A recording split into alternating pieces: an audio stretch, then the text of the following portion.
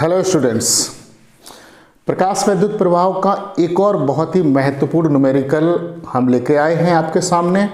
तो dear students, ये थोड़ा सा डिफरेंट है। जो पिछले सवाल हो चुके हैं उनसे थोड़ा सा अलग, सरल से कठिन की ओर हम लोग चल रहे हैं।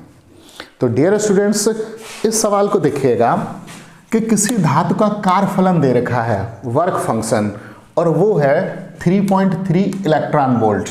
ज्ञात कीजिए, इसमें दो चीजें ज्ञात करने को हैं, दहली आवृत्ति और दहली तरंग दैर्ध्य।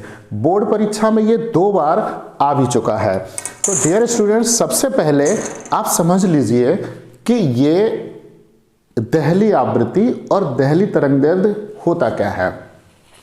तो डियर स्टूडेंट्स, जो प्रकाश विद्युत प्रभाव है कि किसी धातु के तल पर जब हम एक निश्चित आवृत्ति से अधिक आवृत्ति का प्रकाश, जैसे नीला या पराबैंगनी प्रकाश डालते हैं, तो धातु के तल से इलेक्ट्रॉनों का उत्सर्जन होने लगता है। बस इसी घटना को बोलते हैं फोटो इलेक्ट्रिक एमिशन या फोटो इलेक्ट्रिक इफेक्ट या प्रकाश विद्युत प्रभाव या प्रकाश विद्युत उत्सर्जन, कुछ भी बोल लीजिए। इसमें जो इलेक्ट्रॉन उत्सर्जित होते हैं उन इलेक्ट्रॉनों को बोलते हैं प्रकाश इलेक्ट्रॉन या फोटो इलेक्ट्रॉन, और इनकी वजह से जो धारा प्रवाहित होती है उसको बोलते हैं प्रकाश विद्युत धारा। Dear students, photo electric effect यानी कि फोटो इलेक्ट्रिक एमिशन की घटना के लिए उच्च आवृत्ति का प्रकाश जो होता है वो अधिक इफेक्टिव होता है, यानी कि ज़्यादा प्रभावशाली होता है। जैसे जैसे प्रकाश की आवृत्ति बढ़ती है, प्रकाश और अधिक ऊर्जावान होता चला जाता है। तो ज़्यादा आवृत्ति का प्रकाश होगा, ज़्यादा ऊर्जावान होगा, तो ज़्यादा इलेक्ट्रॉनों का उत्सर्जन करेगा।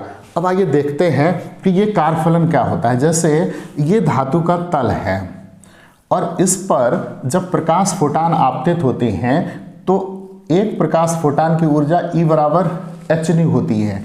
वो अपनी संपूर्ण ऊर्जा धातु के अंदर उपस्थित इलेक्ट्रॉनों में से किसी एक इलेक्ट्रॉन को दे देता है। तो ये इलेक्ट्रॉन अब ऊर्जावान हो गया।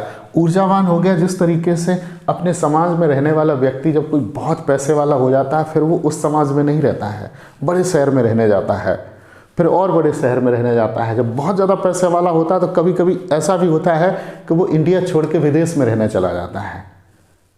प्रतिवर्ष हजारों लोग, अरबपति लोग इंडिया छोड़ देते हैं, विदेशों में चले जाते हैं, ज़्यादा ऊर्जावान हो जाते हैं अगर पैसे को ऊर्जा मान लिया जाए तो यहाँ पर जब फोटान की ऊर्जा इस इलेक्ट्रॉन को मिल गई, अब इलेक्ट्रॉन ऊर्जावान हो गया, तो अब ये धातु के अंदर नहीं रहेगा, फिर धातु के अंदर से धातु के बाहर आएगा। डियर स्टूडेंट्स, धातु के अंदर से धातु की सतह तक आने में इसे अपनी ऊर्जा कुछ खर्च करनी पड़ेगी। तो यहाँ से यहाँ तक आने में जो ऊर्जा खर्च करनी पड़ती है उसी को बोलते हैं कार्यफलन, यानी कि वर्क फंक्शन। शेष जो ऊर्जा बच जाती है उससे वो अपने आप को गति प्रदान करता है, वो होती है काइनेटिक एनर्जी। यानी कि फोटान की ऊर्जा E जो है वो 2 तरीके से व्यय होती है, कार्यफलन प्लस E के, इस तरीके से। तो अब देखते हैं कि सवाल क्या है। साफ करने वाला अभी था यहाँ पे, मैं ढूंढता हूँ उसको, फिर आगे चलते हैं। थोड़ा तो दूर रखा है, मैं लेके आता हूँ।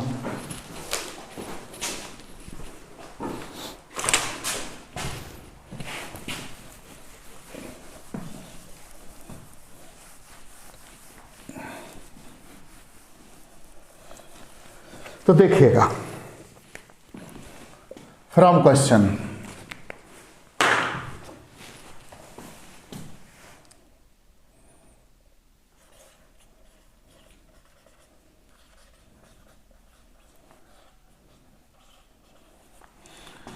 कार्यफलन दे रखा है, कार्यफलन capital W equal to 3.3 electron volt. Dear students, कार्यफलन भी ऊर्जा ही है, ऊर्जा का मात्रक ही होता है इलेक्ट्रॉन वोल्ट। इलेक्ट्रॉन वोल्ट से अगर हमें जूल में चेंज करना है तो इलेक्ट्रॉन के आवेश का मल्टीप्लाई कर देते हैं और मात्रक हमारा हो जाता है जूल में। कारफलन वो ऊर्जा है जब धातु के अंदर इलेक्ट्रॉन ऊर्जावान हो जाता है, फोटॉन की ऊर्जा जब उसे प्राप्त हो जाती है तो धातु के अंदर से धातु की सतह तक आने में जो उसकी ऊर्जा अन्य परमाणुओं से, अणुओं से टकराने में जो खर्च होती है या आकर्षण बल के विरुद्ध जो खर्च होती है वो, तो इसको हम जूल में चेंज किए ले रहे, तो 3.3 इंटू 1.6 इंटू 10⁻⁻19, अब ये हो जाएगा क्या, जूल। दो चीजें इसमें पूछी हैं। नंबर एक, बड़ा महत्वपूर्ण सवाल है ये, नंबर एक है देहली आवृत्ति।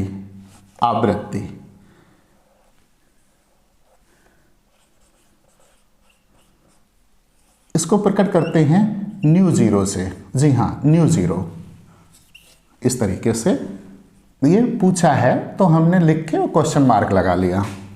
दूसरी चीज पूछी है देहली तरंगदैर्घ्य। जी हाँ, देहली तरंगदैर्घ्य, इसको प्रकट करते हैं लैम्डा जीरो से, ये भी पूछा है। अब डियर स्टूडेंट्स, हम वो चीज लिख लेंगे जो यूज होंगे। दो चीजें जो यूज होंगी वो है प्लांक नियतांक और प्रकाश की चाल। प्लांक नियतांक, Planck constant h equal to 6.6 into 10⁻⁻34 joule second, और दूसरा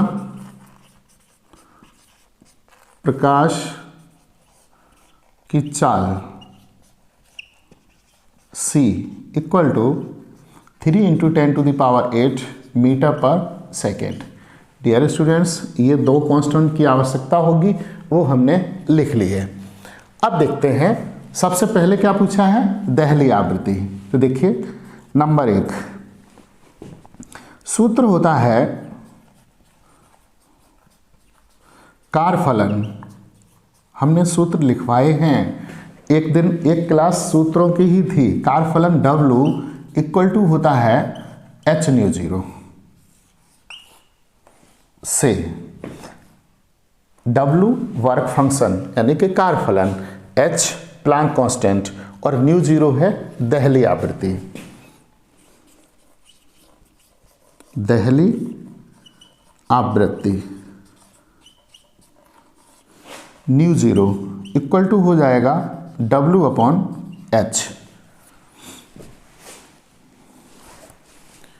तो आइए देखते हैं न्यू जीरो देहली आवृत्ति है, और देहली आवृत्ति देखिए सूत्र W बराबर H न्यू जीरो होता है, कारफलन W बराबर H न्यू जीरो। इससे न्यू जीरो निकालेंगे तो W/H हो जाएगा। W आपके पास है, ये देखिए, ये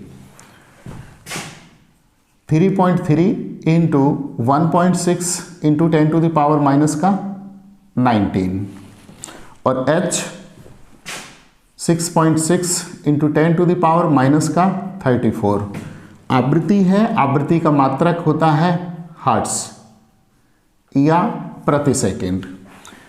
देखिएगा स्टूडेंट्स, ये पॉइंट एक अंक इधर है, ये भी एक अंक इधर है, तो ये पॉइंट से पॉइंट कट जाएगा। ऊपर होगा 33 और नीचे होगा 66। 33 से 66 कट जाएंगे 2 बार, और ये 2 से 1.6 कट जाएंगे 0.8 बार। तो न्यू जीरो बराबर हो जाएगा 0.8 इंटू 10⁻⁻⁻19 इंटू 10⁻+34 हर्ट्ज HZ।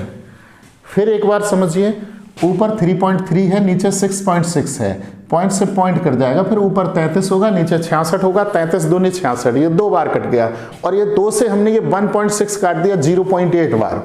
तो 0.8 10⁻⁻⁻19 जीरो करते हैं और 10⁻⁻34 ऊपर जाएगा तो प्लस का हो जाएगा, और मात्रक आपका हर्ट्ज।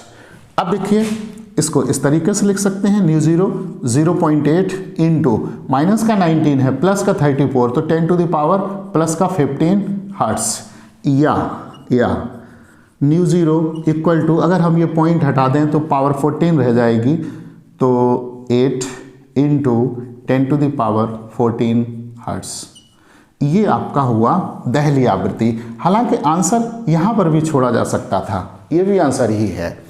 अब देखिएगा दूसरा जो पूछा है, डियर स्टूडेंट्स, दूसरी चीज जो पूछी है वो है दहली तरंगदैर्घ्य। ठीक है, देखिए सूत्र होता है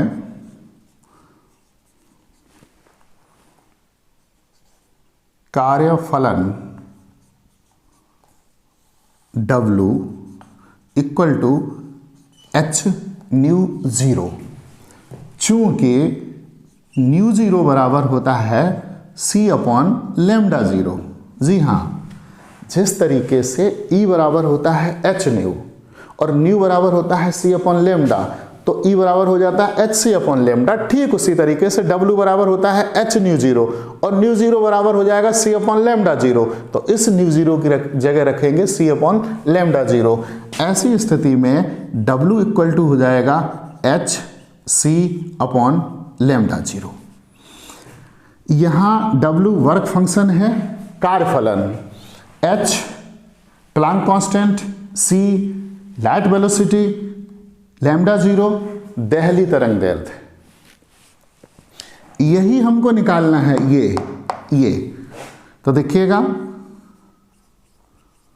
दहली, ये दिल्ली नहीं है, दहली तरंग दैर्घ्य लैम्डा जीरो इक्वल टू हो जाएगा H C upon W, H C upon W। छोटा छोटा इसलिए लिख रहे हैं, अब जगह कम है, तो लैम्डा जीरो इक्वल टू